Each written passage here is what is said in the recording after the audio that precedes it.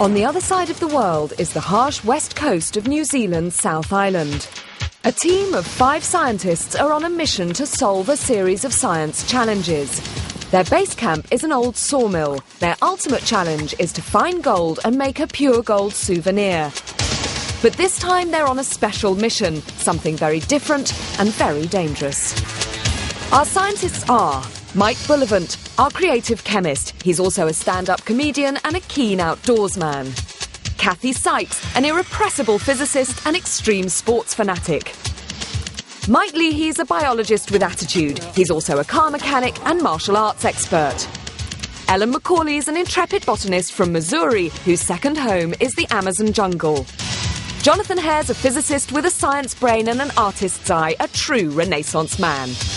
And me, Kate Humble, the odd job girl. Together we are Rough Science. This week, our team face one of nature's most awesome, beautiful and dangerous creations. A river of ice, a glacier.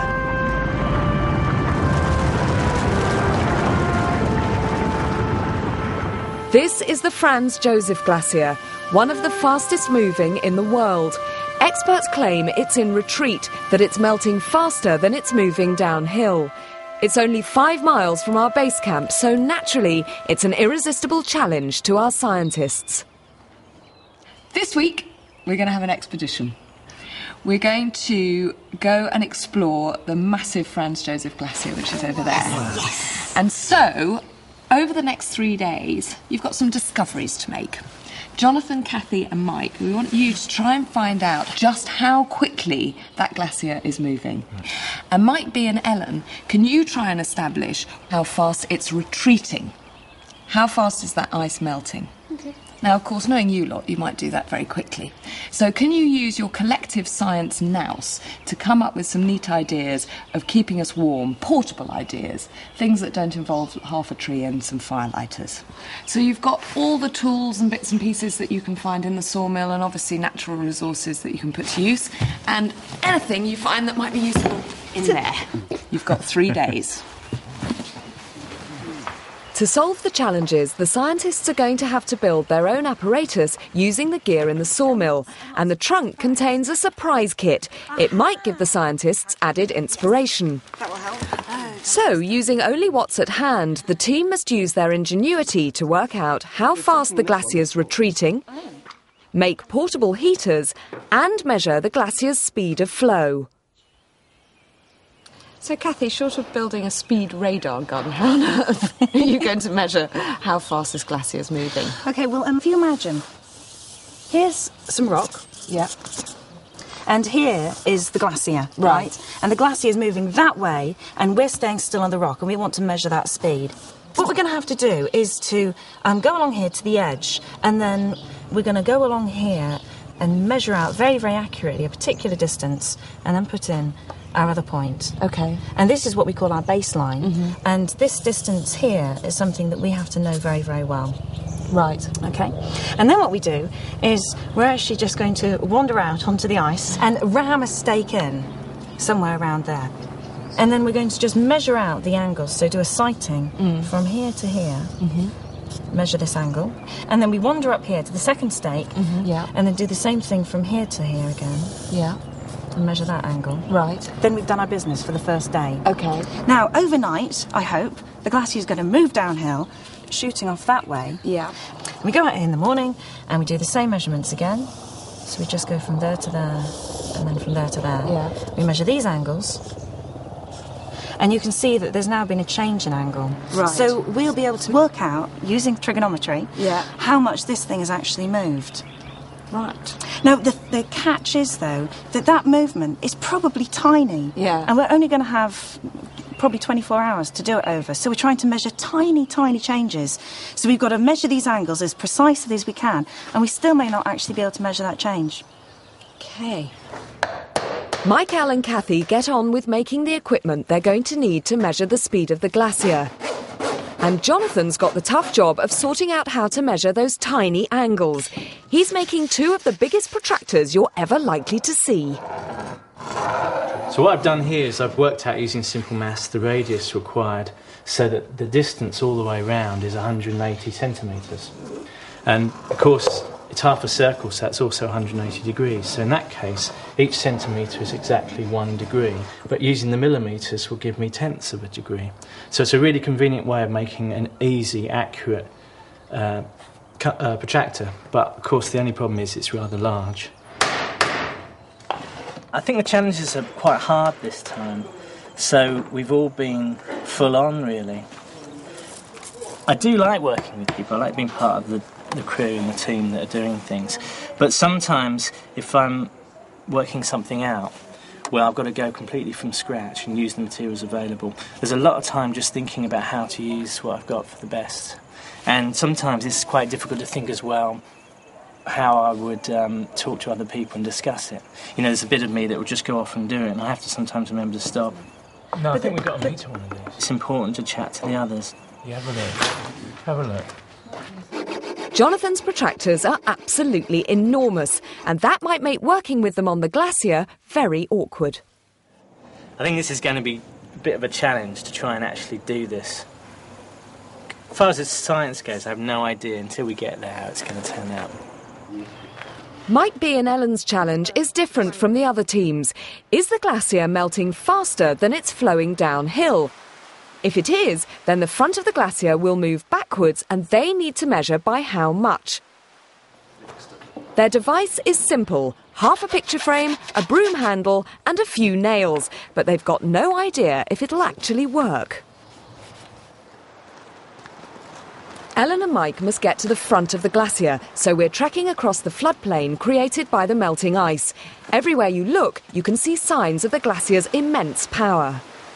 Look at the trees. Yeah. Did you see how they're all really, really short and all of a sudden they get really, really big? Yeah, there's quite a distinct line across there. Yeah.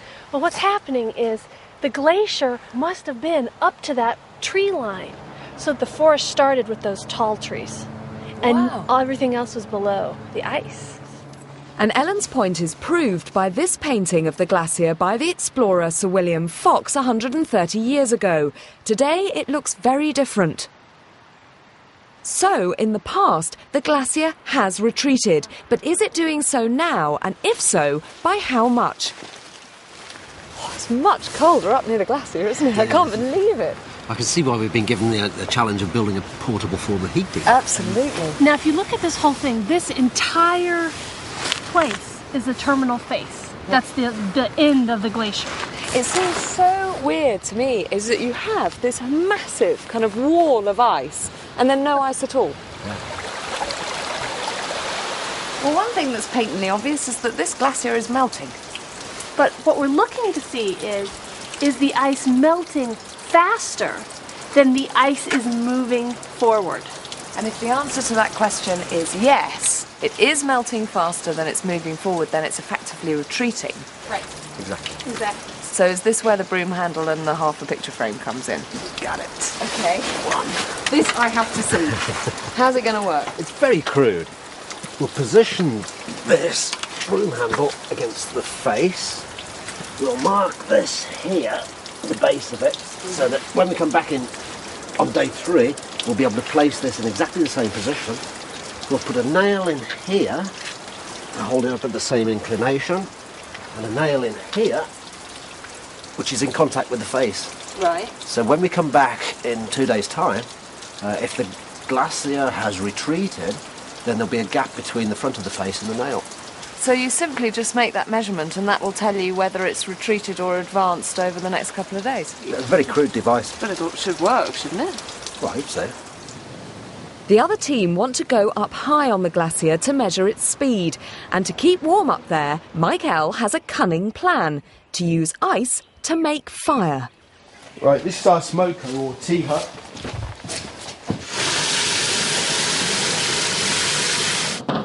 What I'm hoping to do when I get up the glacier, because one of the challenges was to try and stay warm, is make an ice lens. And that way it'd work like a magnifying glass, and maybe we could set fire to some tinder or some wood or something. But it's not as easy as just cutting some ice out of the glacier, because that'll be crystallised and, you know, dull. A little bit like ice cubes straight out of the freezer. So what I've got to do is boil this water for quite a long time until I've got rid of all the dissolved gases. Then put it in a sealed bottle and I should be able to make a clear lens.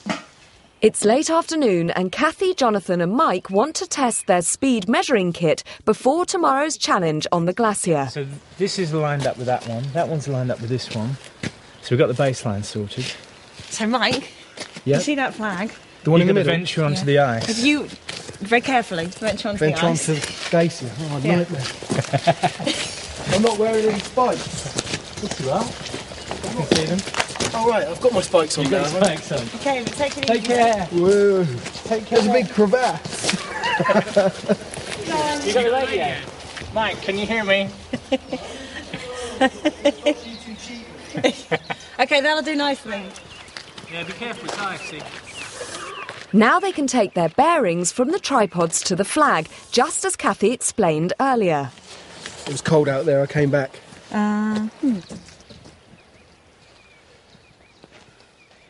So it's 135.2. Should we do the acute angle? Just measure that one. Okay. So that's, oh yeah, that's right. 44. 0.7. Now we take the piece of paper. Yep, I'm going to go over there. You're running over there. Look at these tripods, I hope it isn't too windy up the glacier. So do The I. paper's So do not going I. to be the problem, is it?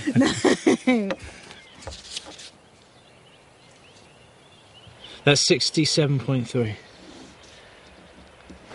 So the glacier's moved now. Yep, right. A night has passed. And I've got to go back out there again. And you've got to go out there again. Hey, mind the ice. And with the new readings, they can work out how far the hypothetical glacier has moved. So what have we got, Kathy? Let's get that right out of the way. That looks a bit big, actually. It does a bit, doesn't it? It's just about 3 metres. 3 centimetres, which is equivalent to 3 metres, isn't it? Yep.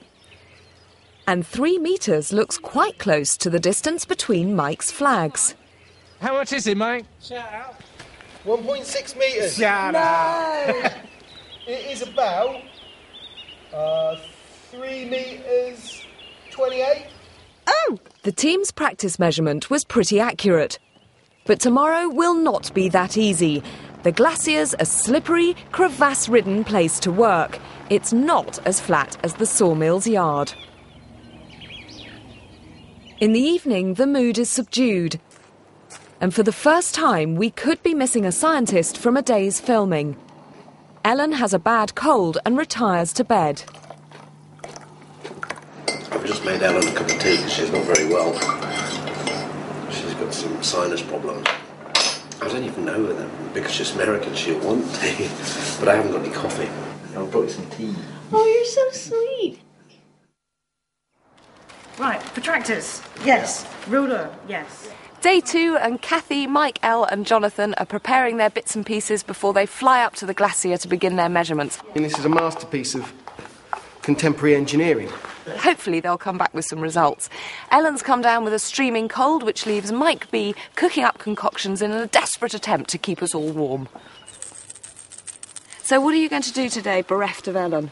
I'm going to explore some chemical reactions that generate heat. OK, But so like- this is in our attempt to have portable sources of warmth. Exactly. I mean, the easiest thing would be give you a flare. You know? But you want something safe that I could put in these bags, for instance. Just chemicals that you can mix together that, when they react together, will generate warmth.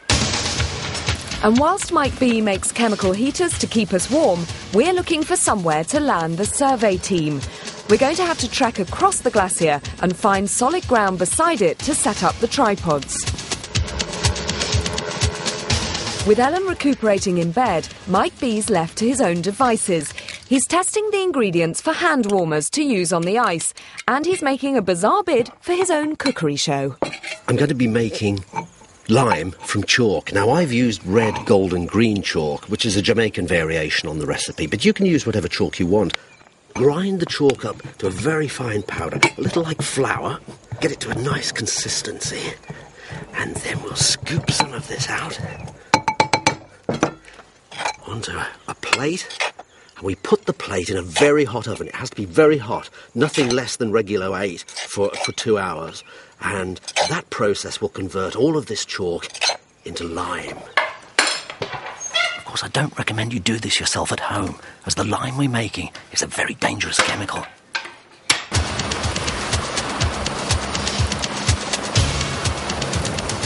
Welcome to the glacier. Chris Morris, our alpine guide, is here to help us novices negotiate the glacier and, well, basically, to keep us alive. The 3 things you need to remember, you might joke about this, but it's actually the BBC. It's balance, boots and confidence, okay? The surface of the glacier is very wet and slippery, so normal boots don't grip. Chris has given us special glacier boots. These have steel teeth on the soles that bite into the ice, providing you stamp down hard enough. Okay, Kate. First one down the crevasse. Oh. Oh, look at that. All the chalk has turned to lime. And put a spring on there. That'll look good on any table. Mike's lime is now ready to test for its power as a hand warmer. Now, here we are. We'll just put some of the lime into the bottom of this flask. There goes the thermometer. And the second ingredient is just water. Simple water. Let's see what happens when we add the water. See what effect that has on the temperature. Well, it's shooting up. It's shooting up, yeah. It's 41 at the moment.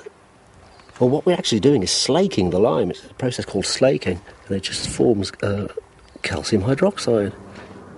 That's a pretty good recipe for a reaction that gives out of a lot of heat. Well done.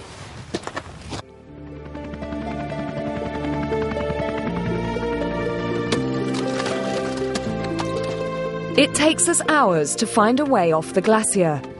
With no clearly defined edge, finding flat, solid ground to set up the tripods is proving very tricky. There's loose rock lying on top of the ice all over the place.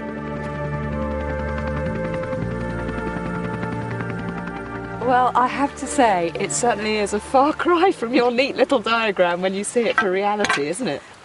This is difficult terrain. And, you know, what we wanted was a really flat bit and then a bit of ice to go to. And what we've got is this huge, huge rocky bit. So we've got a 50-metre length of string. Right. So we can measure out our baseline. Yeah. It's at a bit of an angle, but that will probably be okay.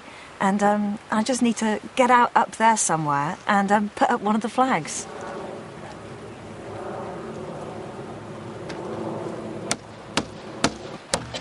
Great. It's good fun. Yeah, Good scary fun. Guys, is this exactly 50 metres, this piece of string? Yeah, the last little yellow bow is exactly 50 metres. Okay. There you are. There's 50 metres. Mike's getting more ambitious in his search for something to keep us warm.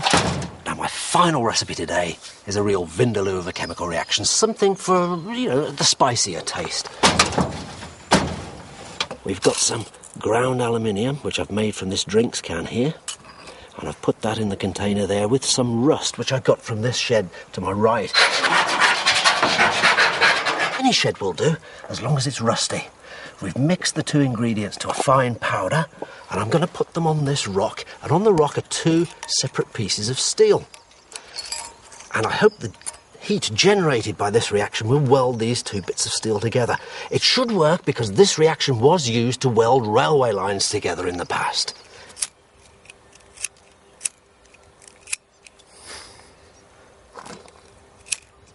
Here we go. Great. There's your protractor. Cool. Fabulous. Just one. That's a Love tight the fact fit, you've isn't it? got all the holes pre-drilled. That's brilliant. Lovely. Well, Kathy's getting pretty close to the top now, so hopefully we'll be able to do a sighting. Yeah. Now all we have to do is line that up to our flag, which is easier said than done. Yes, it's quite a steep angle, isn't it? Yeah, also it's a long way off. 78.5, exactly, Jay. And if we rush off to the next one and draw the similar line that we get the angle from that one, where they cross, what we'll get is a scale drawing of the actual real thing. Brilliant. Come on then, let's go and do the other bearing. Okay.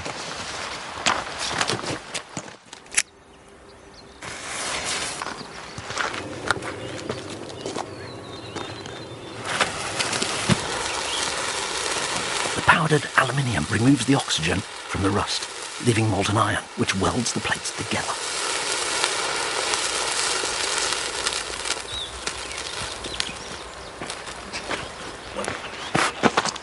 Let's see what it's done. Let's see if we can break... I can't break them off. It's welded to the bottom of that iron container.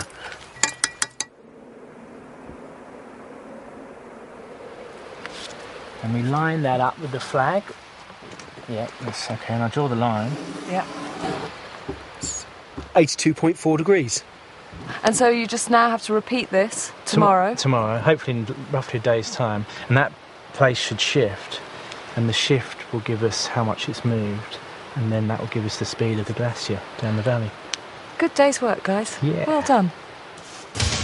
It's the end of day 2. Tomorrow we can measure the glacier's speed, so now it's time to make fire from ice. Michael, Jonathan and Kathy fly up to a mountain hut.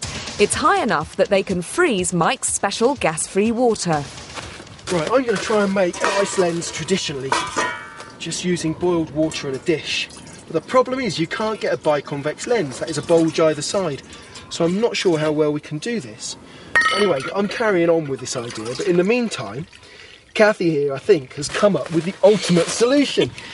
I filled up the balloon with water, put a ring inside, and so it's kind of bulged out and formed a nice curve on each side. So hopefully that'll form almost a perfect lens tomorrow.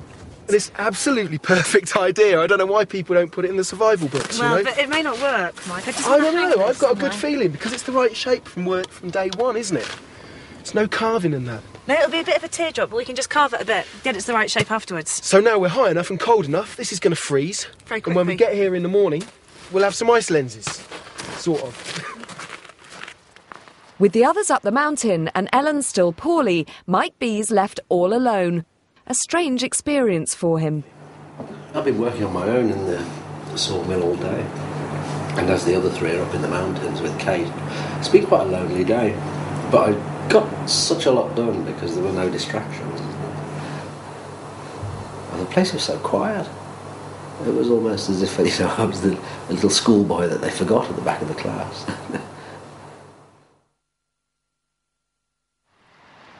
It's early morning on our final day and Kathy discovers that rubber is an extremely good insulator, even in sub-zero temperatures. When I came to have a look at the balloon this morning, it hadn't frozen at all. So I've had to resort to something a bit more drastic. If you add salt to a mixture of ice and water, you can really lower the temperature. This might go down to something like -10 or even -15. And that's just because salt acts as an impurity, and that kind of lowers the freezing point of this whole mixture. And I've dunked the balloon in, and I'm hoping that's going to freeze it before we have to leave. Right, this is the ice that we got out of the small dish last night. But for some reason, as you can see, it's not perfectly clear in the middle. There must have been some gas molecules in there. Even so, it's not working too badly, so I've cut it to a lens shape. Not quite there yet. And we're trying to see, with very little sunlight, whether it's actually working like a magnifying glass. So you can see there's a bright point in the middle, so it is working as a lens. Does it feel warm? Yeah, does that feel warm? Can you feel it at all, Jay? Well, I'm not sure if it's my imagination or not. Yeah, a little bit. You can feel, but it's nowhere near enough to set fire to a piece of No, I kindling, wouldn't is have it? my hand here, would I? Whoops. Hey, that looks okay. See the little ring? Well, it's a really nice lens shape, but it's not very clear ice. So without their lens, our team returned to take the crucial repeat measurements to calculate the glacier's speed. How far has our flag moved? Mike, if you could shout out the angle when you were there. 79 dead, 79.0. Right, I'll go work it out from the trig. Okay. And you'll measure it off from And there, we can compare it, yeah. Brilliant. See ya. Okay, let's see what we've got then.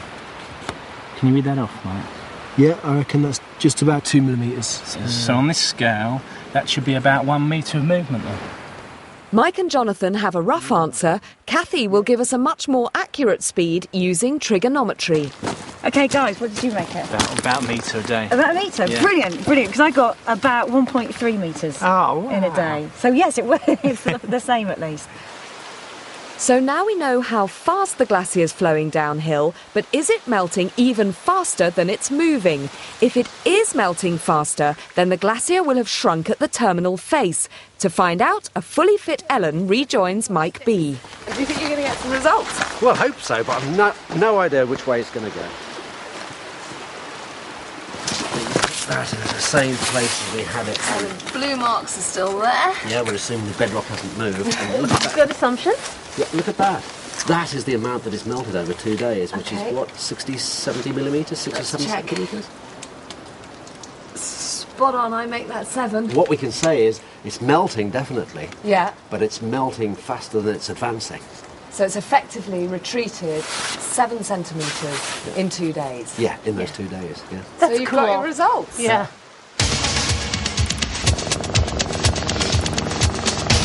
So it's the end of day 3 and time for the Rough Science clan to gather, check our results and test Mike B's hand warmers. Whoa! Now then, over the last 3 days you've all got to know this glacier pretty well, I think. So, Mike and Ellen, first of all, is it retreating? We work out that it's retreating by about 6 or 7 centimetres. Over how long? 2 days. So about 3 a day. Okay. 3 or 4. All right. And Jonathan, Kathy and Mike, what did you discover? It moved about 1.3 metres, that particular bit of glacier that we were looking at in a day. Okay, well, I have here a letter from Brian Anderson of the Department of Geography at the University of Canterbury, Christchurch, New Zealand, and he says, "Dear rough scientists, I've been recording the speed of the Franz Josef Glacier for 2 years using the latest satellite technology." Little different from yours. I estimate that ice moves at 50 centimetres to 1 metre per day. So pretty good. Wow! And at the terminal face, the glacier is indeed retreating at about 5 centimetres. Now, just the little question of keeping warm. Mike, you cooked is up Mike. a concoction yesterday. Yeah, well, if you dish What do you these reckon? goodie bags out, Okay. this is a reaction that's going to generate a bit of heat, a chemical reaction. Yeah, fun. it's got lime in it. We made some lime from chalk. So if I just put a drop in here, all you need to do is squish it about until it's a paste. Yeah. Shout for more. It's warm! Concrete does this. Oh, that's great. Oh, you've got a bit too much in there. nice. Hey! Don't get it on your hands. Heating it. Wow! That's I'm amazing. impressed. Hands on fire! Are you sure you've not been making bombs? Look at that one. It'll last for a few hours. I can tell you. Finger burners, fantastic! That's steam coming It's up there, melting the plastic. Oh, yeah. Look at that. Holes in it. Put it down, Jonathan. Congratulations. Well done, all of you.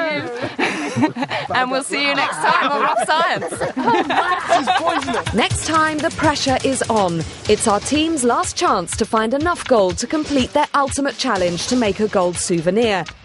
Ellen and Jonathan go on a treasure hunt. Kathy tries gold mining on a beach, whilst the two Mikes turn to alchemy with a baked potato. For a free Rough Science booklet and details of Open University programmes, call 0870 900 9581 or log on to www.open2.net, where you can also enter a competition to win whatever the scientists make out of their gold at the end of the series.